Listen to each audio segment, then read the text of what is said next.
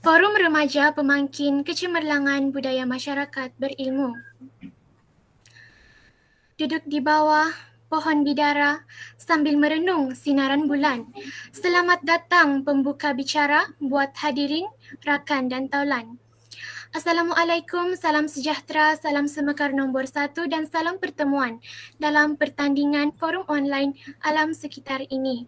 Alhamdulillah, bersyukur kita kepada Allah Subhanahu Wa Taala kerana pada pagi yang ceria ini kita dapat bersama-sama bersemuka secara maya untuk berkongsi ikhtiar dan mencambah fikiran mengenai topik yang bakal kami kupas sebentar lagi satu persatu. Sebelum itu, hadirin, apa kata kita bertakrif terlebih dahulu? Saya Aina Zainina binti Tajuddin selaku pengerusi forum pada kali ini. Kita menoleh 3 orang ahli panel yang berkredibiliti.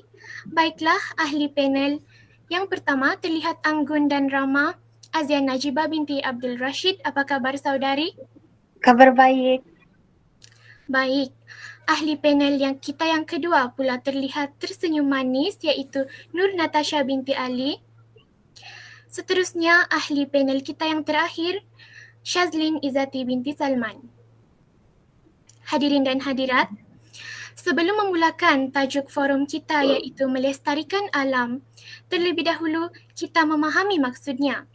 Menurut Kamus Dewan, lestari bermaksud tidak berubah-ubah, kekal atau tetap. Maka ia bermaksud kita memelihara alam sekitar supaya kekal seperti sedia kala. Persoalannya, apakah punca usaha melestarikan alam sukar untuk dicapai? Mari kita memasang telinga mendengar pendapat ahli panel kita yang pertama. Dipersilakan.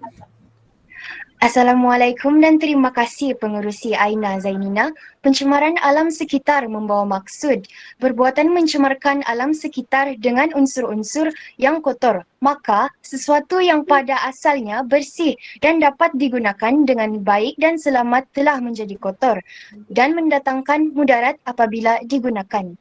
Antara punca yang diwartakan oleh sebagai penyebab pencemaran terbahagi kepada 2 jenis, iaitu pencemaran yang disebabkan oleh faktor semula jadi.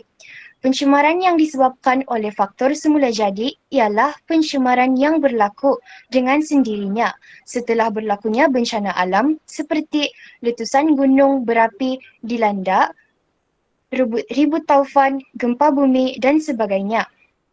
Pencemaran yang disebabkan oleh faktor manusia ialah pencemaran yang dilakukan oleh manusia sama ada sengaja atau tidak sengaja.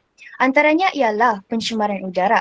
Contohnya, gas-gas beracun, zara-zara yang terperangkap hasil dari asap kenderaan, jerebu dari kesan pembakaran secara terbuka dan sebagainya. Pencemaran air. Contohnya, pembuangan air kumbahan, sisa-sisa kimia, haba, pembuangan sampah, dan sebagainya. Pencemaran hutan, pencemaran tanah, contohnya kumbahan, pemusnahan hutan akibat pembalakan, pembuangan sisa kimia, dan sisa-sisa pepejal. Saya rujuk pencemaran akibat aktiviti manusia sebagai perbincangan. Di Malaysia, hampir 90% hingga 95% kawasan pendalaman telah mempunyai sistem jalan raya. Bermakna, jumlah kenderaan bermotor di negara kita telah meningkat secara keseluruhannya. Namun begitu, kenderaan bermotor merupakan penyumbang terbesar pencemaran udara di negara kita. Rujukan saya seterusnya ialah pencemaran laut. Lebih 90% daripada punca pencemaran laut adalah disebabkan oleh aktiviti manusia dan baki 10% adalah berpunca dari sektor pengkapalan. Dapatan ini berdasarkan kajian Persatuan Pencinta Alam bertajuk Tumpahan Minyak yang Meracuni Perairan Malaysia. Bagi pencemaran tanah pula, saya rujuk pada penerokaan hutan. Hutan memang mempunyai nilai komersial dalam ekonomi negara. Hutan didapati membekalkan kayu balak dan kertas yang merupakan satu sumber penting bagi pendapatan mata wang asing. Di kawasan tropika, rotan dianggarkan menyumbangkan nilai tahunan sebanyak RM1,200 juta setahun dalam perdagangan dunia, akan tetapi Eksploitasi hutan yang melampau untuk tujuan pembalakan, pertanian, ternakan dan sebagainya telah mengakibatkan pencemaran alam sekitar yang dahsyat. Setakat ini sahaja pendapat saya tentang punca-punca pencemaran saudara pengerusi. Terima kasih panel 1 Saudari Azian kerana memberi pandangan yang bernas. Jika diteliti, memang benar pencemaran banyak dicetuskan oleh manusia sendiri. Apabila keuntungan yang tergambar di depan mata tidak lagi menjadi pegangan. Yang menyedihkan, semua penduduk dunia merasai kesan negatifnya sedangkan yang melakukan kerosakan hanyalah segelintir manusia. Bagi melihat sejauh mana fenomena buruk pencemaran ini, kita tujukan permasalahan ini kepada panel kedua, Nur Natasha binti Ali. Silakan saudari. Terima kasih saudari pengerusi yang cantik molek pekertinya membawa rasional persoalan. Assalamualaikum warahmatullahi wabarakatuh dan salam sejahtera. Sidang hadirin yang dihormati, tentang kesan buruk pencemaran ini, saya berpendapat semua rakyat Malaysia telah mengetahui dan menontonnya di televisyen atau di internet. Kesan yang amat dirasai sekarang akibat pencemaran udara ialah pemanasan global yang semakin meningkat dari hari ke hari. Pemanasan global telah mengubah cuaca dan sistem iklim dunia. Ribut taufan misalnya berlaku dengan amat kerap. Selain itu, berlakunya pencemaran Syria secara global seperti kesan rumah hijau, pemusnahan ozon dan hujan asid. Sementara itu, pengeluaran gas monoksida iaitu sejenis gas beracun yang boleh membunuh sekiranya terkumpul dalam kawasan yang tertutup. Sejenis lagi unsur yang boleh terhasil melalui penggunaan kenderaan bermotor iaitu plumbum. Plumbum ialah sejenis bahan kimia yang sangat beracun dan boleh menyebabkan kerosakan otak terutamanya di kalangan kanak-kanak. Seterusnya kita lihat pula kesan pencemaran air. Saya ambil bukti yang berlaku di Jepun iaitu Teluk Minamata Jepun. Pencemaran toksik terdapat dalam air menyebabkan simptom kebas-kebas, sakit kepala, kabur penglihatan dan penuturan yang tidak betul. Pencemaran toksik yang terdapat dalam air menyebabkan simptom yang disebabkan oleh keracunan raksa ini telah membabitkan beratus-ratus keluarga nelayan. Penyakit ini seterusnya dikenali sebagai penyakit Minamata. Kesan daripada pencemaran ini yang berlaku bukan sahaja dialami oleh manusia, bahkan turut memberi kesan kepada kehidupan yang lain. Antara kesan pencemaran yang banyak membunuh organisma laut di perairan cetek ialah kesan daripada tumpahan minyak ke laut. Apabila tumpahan minyak ini berlaku dengan banyak, berhampiran persisiran pantai yang membentuk lapisan minyak yang mengancam kehidupan laut serta burung. Tumpahan tersebut juga turut menjejaskan tumbesaran dan kesuburan plankton yang boleh mengurangkan pembiakan makanan laut.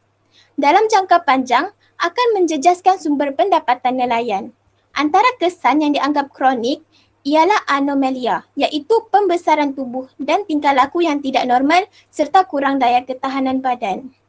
Oleh itu, rasa-rasanya kita sebagai masyarakat mampukah menjaga alam sekitar tanpa mementingkan diri sendiri. Itu saja pendapat saya kali ini, saudari pengerusi. Terima kasih saudari. Nampaknya kesan pencemaran ini bukanlah sekadar berlaku di negara kita. Oleh itu, beberapa langkah perlu dikenal pasti untuk mengatasi isu yang serius ini. Saya menjemput panel ketiga saudari Shazlin Izzati binti Salman memperkatakan langkah. Terima kasih dan Assalamualaikum warahmatullahi wabarakatuh semua. Apabila disebut Kementerian Sains dan Alam Sekitar ini, yang tergambar ialah tindakan-tindakan yang pihak kementerian lakukan. Antara langkah yang telah dilaksanakan ialah menggalakkan orang ramai menggunakan petrol tanpa pelumbung bagi kenderaan bermotor. Dua bahan alternatif yang dicadangkan ialah gas asli dan propana. Dewasa ini kajian bagi menghasilkan minyak daripada kelapa sawit yang boleh mengurangkan pencemaran udara. Penemuan ini patut dijadikan satu titik permulaan bagi meningkatkan usaha kita ke arah mencapai konsep pembangunan berterusan yang prihatin terhadap persekitaran. Di peringkat antarabangsa pula, Malaysia dan Indonesia melalui ASEAN ASEAN telah menyalurkan pandangan mereka terhadap isu-isu Selat Melaka. Objektif kerjasama serantau ini adalah untuk membolehkan satu tindakan serta-merta dijalankan. Demikianlah sahaja antara langkah yang telah dilaksanakan oleh pihak kerajaan. Terima kasih Saudari Syazlin. Demikianlah pandangan-pandangan daripada panel kita pada hari ini. Yang dapat disimpul ialah pencemaran sebenarnya hasil kerja tangan-tangan rakus sebahagian daripada kita. Sewajarnya kita sedar akan bumi ini sahajalah tempat tinggal kita. Oleh itu, sama-sama kita jaga dan pulih semula keindahan alam sekitar kita. Terima kasih kepada semua ahli panel yang sudi hadir membicarakan isu melestarikan alam sekitar. Semoga forum ini menjadi wadah melahirkan remaja yang cakna terhadap isu-isu alam sekitar, selanjutnya membantu menyelamatkan bumi kita. Harapan saya forum ini juga mampu memberikan informasi bermanfaat buat semua hadirin yang dihormati. Sidang hadirin yang dihormati, kalau berjalan dah sampai ke batas, kalau berkayuh dah sampai ke pulau, kalau mendaki dah sampai ke puncak, kita telah sampai kepada penghujung bicara. Saya mewakili semua ahli panel mengucapkan setinggi-tinggi terima kasih kepada semua hadirin yang sudi hadir menyaksikan pertandingan forum online ini. Lantaran keterbatasan waktu, saya mohon mengakhiri bicara ini. Selanjutnya mohon mengundur diri. Sekian wabillahi taufik wal hidayah. Wassalamualaikum warahmatullahi wabarakatuh.